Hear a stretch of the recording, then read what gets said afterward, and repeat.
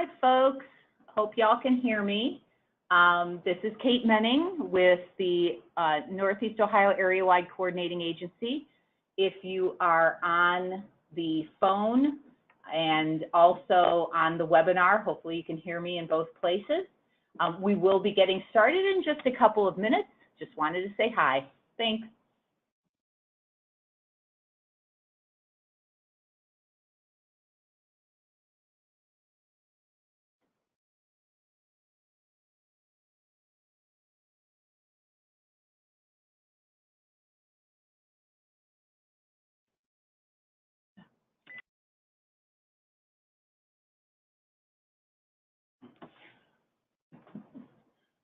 Here we got a couple questions.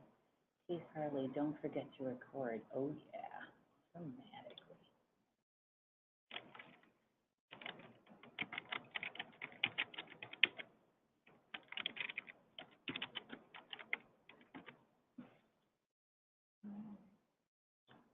What do we got here?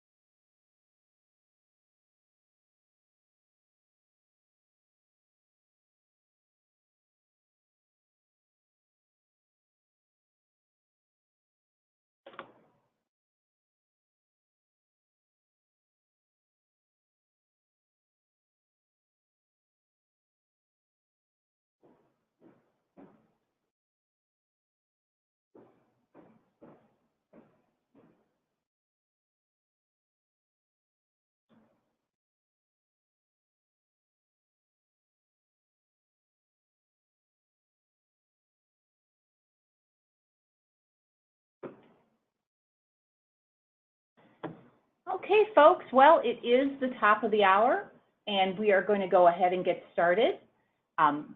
Thank you all for coming. My name is Cait Moening. I work for the Northeast Ohio Area-Wide Coordinating Agency as a safety planner and the Safe Routes to School Assistance Coordinator for the Northeast Ohio Area-Wide Coordinating Agency region. Today's webinar is being co-hosted with the cooperation of the Ohio Department of Transportation.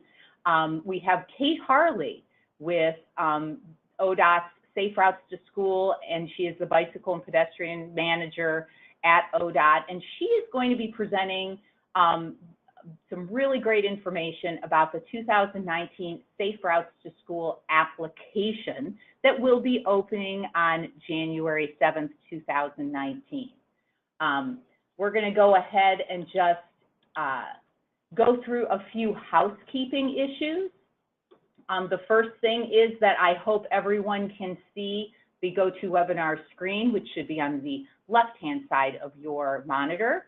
On the right-hand side is the control panel, which will not look exactly like the control panel here, but you will notice that there is an orange button that will help you retract and open that control panel. You can also set that option to control it in view and options. So if you want to, I'm sure most of you are familiar with GoToWebinar. Just wanted to go through a few of the audio options. You can connect either via your computer, but we do recommend you using the audio phone call. There is the dial-in number and access code if you would like to dial in. If you're having trouble with your audio, please try one or the other options, and we will try to address any problems in the questions box, which we would hope you guys can use frequently to ask questions at any time throughout the webinar, as well as if you're having any connectivity issues, we can hopefully straighten those out as well. I also want to direct you to the handouts page. There is one handout in there. It is a copy of the guidance that will be reviewed today.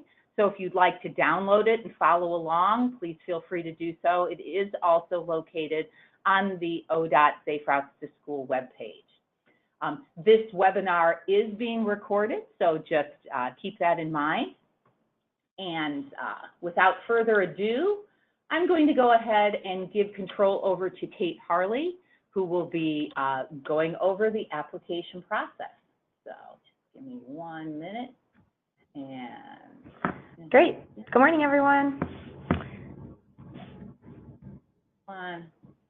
Make another attendee. There we go. And I'm making Cait the presenter now. So okay. Hopefully you see your screen, and I will be muting myself. Okay, great. I will put this in presentation mode. Thanks, Cait. I'm excited to get some information out about the Safe Routes to School program and talk through the 2019 application cycle. So thanks to NOACA for their partnership. They and a lot of our other regional planning organizations around the state are really good partners in active transportation and Safe Routes to School. And just also wanted to let you know that, I'm happy to be a resource for Safe Routes. And we also have awesome staff in each of our ODOT districts that can be your point of contact for Safe Routes to School as well. So they're a really good resource, and you'll be working with them on developing your applications. So just to get started, I wanted to put this website on everyone's radar, walk.ohio.gov, as well as bike.ohio.gov, which will take you to the same location. This is where all of the Safe Routes to School information and everything that I'm going to be talking about today can be located. So this is just a good link to put in your favorites. All of your Safe Routes information will be on this website. So I'm really going to just spend this first part walking through the guidance that is online. Hopefully you've had an opportunity to check it out. I hope it's helpful for you as you're thinking about applying for Safe Routes to School funding in 2019.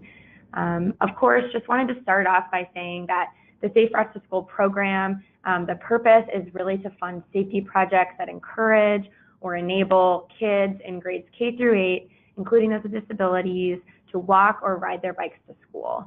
So the Safe Routes program funds projects, whether they're engineering projects, so infrastructure, or non-infrastructure projects that relate to education, encouragement, enforcement, and evaluation. So we have lots of information and resources about all of those topics on our website, but really just wanted to frame this whole webinar with that information in mind. And when we think about projects that you'd be applying for Safe Routes funding, these are the types of projects that we're looking at, and the goal of the program is really to help kids safely walk and bike to school. In terms of funding details, we have about $1 million that we put out for applications. It's possible for us to provide up to 100% of eligible costs. So for communities who aren't able to provide that match requirement for infrastructure or non-infrastructure, the Safe Routes to School program, it is possible for us to provide up to 100% of those costs. As we're looking at infrastructure and non-infrastructure projects, we're looking for projects up to about $400,000 for infrastructure, up to about $60,000 for non-infrastructure, just in general for applications. And specifically as it relates to infrastructure, we are able to fund construction as early as 2022 and also in 2023. So just something to keep in mind as you're thinking through your application. We'll want to know that you're able to construct those projects in either of these 2 years. And just in general, if projects are ready to go and ready to be built, there is possibility for projects to be moved up if funding is available. And then just a note, of course, that you won't be able to start any work on the projects that you're applying for until you are awarded, or that would make your project ineligible to be reimbursed. So then I just wanted to provide a quick, timeline and overview of what this process looks like, whether if this is your first time applying for Safe Routes or if it's not your first time, just wanted to get this timeline on your radar. The application process will open no later than January 7th. And then one new milestone is that we are going to be asking for another set of data. We're going to be adding some crash data to your 2-mile radius maps, and ODOT can provide that for communities. So if you can get those requests to us before February 1st, that's just another milestone to have on your radar. This is a service that you might be able to do yourself. Maybe your community is familiar with this and can do that. Perhaps your regional planning partners could help you do that. I know NOACA has extended that offer, but otherwise ODOT can provide this mapping service. And then March 4th, that's when the application will be due. So end of business, 5 p.m. On March 4th, and we will be notifying applicants by June of 2019 if they have been awarded. Another thing that we've included is we will be inviting applicants to provide just a quick 10-minute presentation on their project. We included this in the process last year, and it was really, really successful. It was really great to talk with local communities after we've had a chance to check over their application, talk through any concerns or any outstanding questions. So when you apply, just want it to be on your radar that we're going to reach out and schedule this touch base with you. So that will happen sometime, between March and June. So we'll let you know about next steps after we get your applications. Okay, so just want to talk a little bit about eligibility for the Safe Routes to School program, and just bring your attention specifically to 3 things that are a little bit new for this year. So in order to be eligible for the Safe Routes to School program, your applications must be projects that have been identified in a plan. So whether you have a school travel plan, or if your community has recently done an active transportation plan, if you have identified projects that will support safe walking and biking around schools, that are projects that will help kids K through 8 get to school, and that is in a plan that's been approved by your district Safe Routes to School coordinator, then that makes you eligible to apply. Additionally, this year we'll also be requiring a letter of support from your regional planning partner. So just in years past, we've always and will continue to require you to work with your district Safe Routes to School coordinator. New this year is we'd like to see a letter of support from a regional planning partner. There are some areas in the state that aren't covered by a regional planning partner, so there's a possibility that that might not be applicable to your community, but for many of you, you'll be reaching out to your metropolitan planning organization or your regional transportation planning organization, which I think is just a really great step. Talk with them about your priorities and your projects.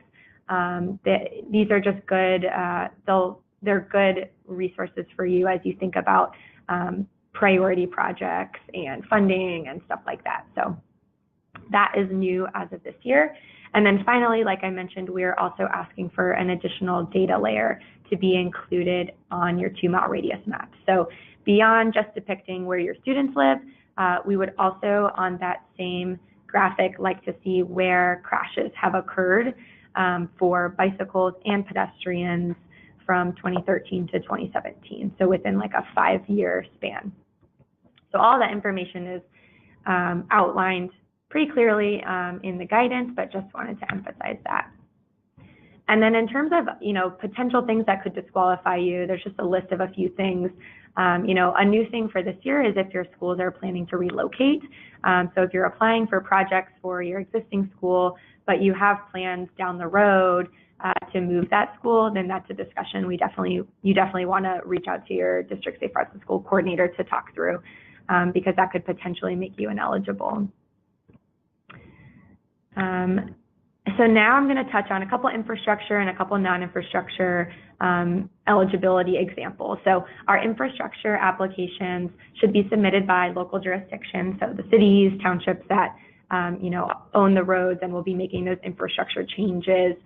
We have lots of examples in our infrastructure toolkit, which is online. So just a couple of examples, of things that you might be applying for in the Safe Routes to School program. Sidewalks, bike lanes or protected bike lanes, on or off street bicycle and pedestrian facilities are absolutely eligible. End of, destination infrastructure like bike racks are eligible. roadway reconfigurations or road diets, changes to the roadway where we're adding bike ped facilities or reconfiguring roadways to slow speed, high visibility crosswalks. So all of those examples are included in our infrastructure toolkit, and it's not an exhaustive list, but just some really good examples of projects that are eligible for infrastructure. And then in terms of non-infrastructure, we also have a non-infrastructure toolkit. This is where we're looking at projects related to education, encouragement, enforcement, or evaluation. So again, just a couple quick examples, whether you're looking at educational programs like Girls in Gear, bicycle rodeos that are helping to teach kids how to walk and bike for transportation. If you're going to be developing programs like walking school buses or bike trains, these types of programs are really helpful for eliminating those parental fears that often come up in those parent surveys about safety or supervision. There's non-infrastructure could fund police training or, additional enforcement activities beyond like the normal enforcement activities, or even plans for like remote drop-off programs. And then evaluation as well. So any projects related to evaluation where you're doing bike ped counts, you're understanding changes in walking and biking. So again, not an exhaustive list, but just giving you some ideas of eligible non-infrastructure projects. And then just a couple things that are not eligible. In general, you should be able to apply for projects that you think are important, and we can kind of scope out anything that's not eligible. But in general, we are not able to fund reoccurring costs. So just one example of this would be, reoccurring year in and year out paying for crossing guard salaries. We can fund a crossing guard training program or getting a program started, but paying for the salaries over the course of several years would be something that's not eligible. And then something to keep in mind as well, so safe routes to school manager positions are eligible. As a selection committee, we'll be looking to see that those positions are not requesting 100% funding for more than 3 years. So for those large school districts that have safe routes to school coordinators, that's definitely eligible for funding, but just be aware and be thinking about ways to leverage funding after at least 3 years to begin to pay for some of those funding positions. So just a couple other things that aren't eligible, projects focused on bus safety, reorganizing pickup and drop off for the convenience of drivers, improving bus stops. In 2019, we won't be able to provide funding for bicycles through Safe Routes funding. So if you are interested in doing, bicycle education programs, which are definitely eligible, you will have to leverage funding for bikes or the bikes themselves from outside sources. So just keep that in mind as you're planning for 2019 applications.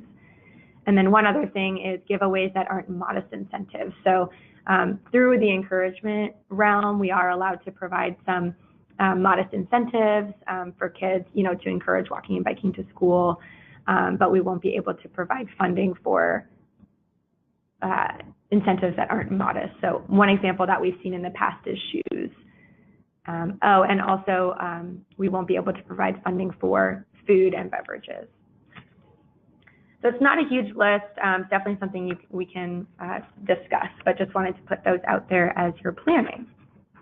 So next I wanted to talk through the scoring, and all of this information can be found in the application guidance. And I hope that this information is, paints a clear picture about some of our statewide priorities, some of the projects that we're going to be prioritizing in the Safe Routes to School program this year. Oops. And I'm going to go through the infrastructure scoring and the non-infrastructure scoring together since they're pretty similar.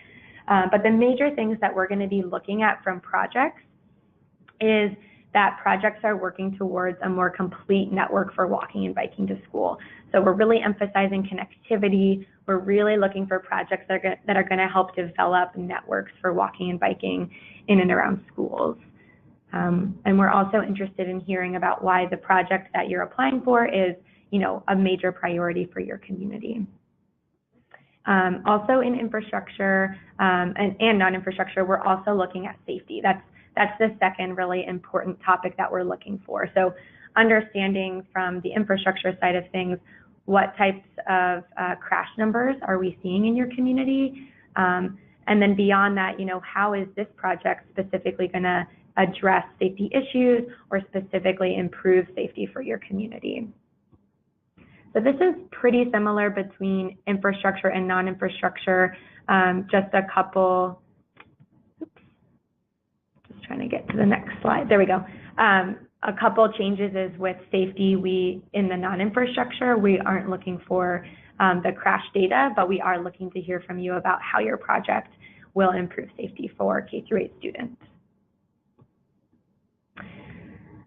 This is an example of that 2-mile radius map with students in green and crash data in red. So when you send us your request for this added data layer, this is what we're going to send back to you. So it'll be your 2-mile radius map as you've seen previously, but we'll add on this crash data layer. So this will be a really good planning tool for you on the local level, and hopefully you'll use this as a tool kind of as you're looking at your projects and priorities as well. Okay, so the next big bucket that we're looking at is equity, how we're addressing equity within our Safe Routes to School projects. So both in infrastructure and non-infrastructure, we'll be looking at 2 metrics. So we'll be looking at the percentage of free and reduced lunch eligible students at your school, or if there's multiple schools, at your multiple schools. And then we'll also be looking at the percentage of housing that doesn't have vehicles in your community. So we'll be looking at those 2 metrics in our equity section. And then finally, we're looking at trips.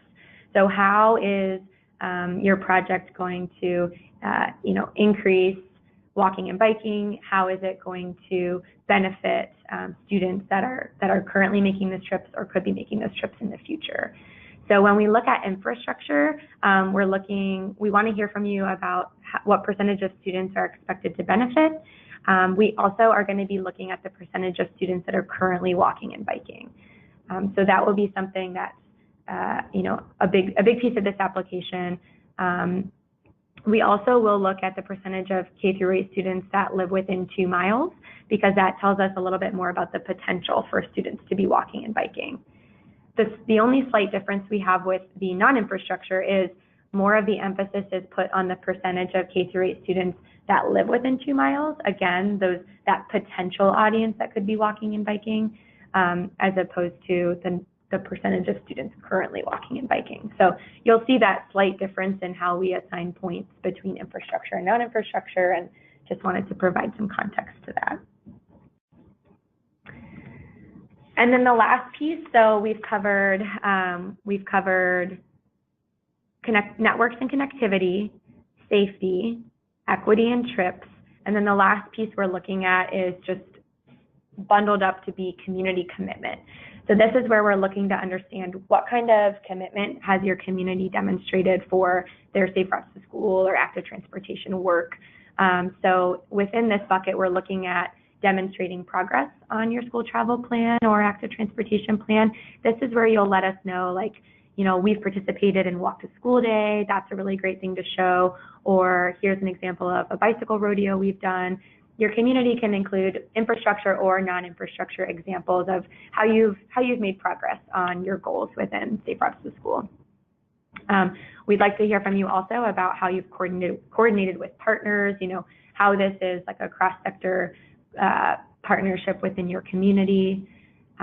We will also be just looking to see if you've been previously funded in the last 5 years, just to have as information when we meet as a selection committee.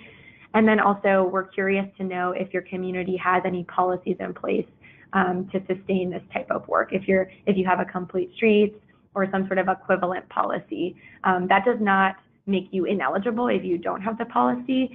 It's just something that we are interested in collecting as we receive applications and understand this level of community commitment to active transportation. And then just slight changes with non-infrastructure. we're looking to hear from you about a sustainability plan.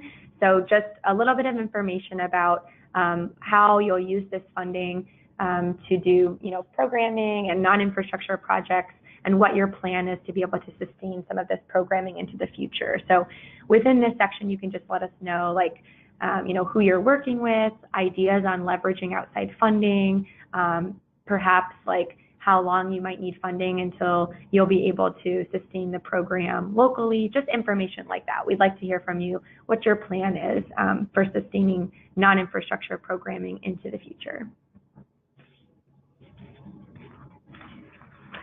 And then this is just an overview of the required attachments. So as you go through your application, there's going to be a few moments where you'll be uploading a document to the application. So for infrastructure, these are the things that you'll be uploading. Your letter of support from your regional planning partner, if you have one. If you are a jurisdiction that falls within an MPO or an RTPO. You'll upload your 2-mile student and crash radius map. For infrastructure projects, we do require you to develop and upload a project countermeasures map. So this is basically just a map of the area, letting us know where's your school and where your countermeasures are. So if you are proposing a sidewalk or high visibility crosswalks, just note to us on that map the location and what those countermeasures are. We'll also need a certified cost estimate. So as you go through the application, you're going to let us know which phases you're requesting funding for. If you just need funding for construction, or if you need funding for different phases like design, right-of-way, and construction. You will note that in your application, and your cost estimate will have to be broken out by phase. So whatever you're asking for funding for, you will have that phase included in your cost estimate. And then finally, if you have recently updated your school travel plan or active transportation plan, like action plan, we just want to make sure we have the action plan where your project is listed. So the eligibility for Safe Routes to School is that the project you're applying for should be listed within a school travel plan or an active transportation plan. So if it's not already on our website or we don't already have it in our hands, just make sure that that updated action plan is included in your application. And then the non-infrastructure attachments that you'll put up, you'll also have a budget or a cost estimate for your non-infrastructure. You'll also upload your 2-mile student radius map if that's not already included in your plan. You do not need the data layer for non-infrastructure. So if you are only applying for non-infrastructure, there's a chance that you don't request the data and you don't include that as an attachment. And then same thing as infrastructure, if you have an updated action plan where you've noted this activity, we want to make sure we have that with your application. And just wanted to mention too, that communities are absolutely able to apply for both infrastructure and non-infrastructure within the same cycle. Oh, this is an example of a countermeasures map. So if you're kind of like, oh, countermeasures map, like what's an example of that? Here's some examples where different communities have actually added infrastructure straight onto their 2-mile radius map. We encourage you to do that. That's very helpful, but you don't have to. These are just examples of how other communities have demonstrated their projects so that we know what it is and where it is. And this is one that I created myself, just using Google Maps and PowerPoint and a couple different symbols, just making sure that we know where your school is, what your countermeasures are, and where they are in conjunction to your school. Okay, so that was a lot of information. So we definitely have some time allotted for questions.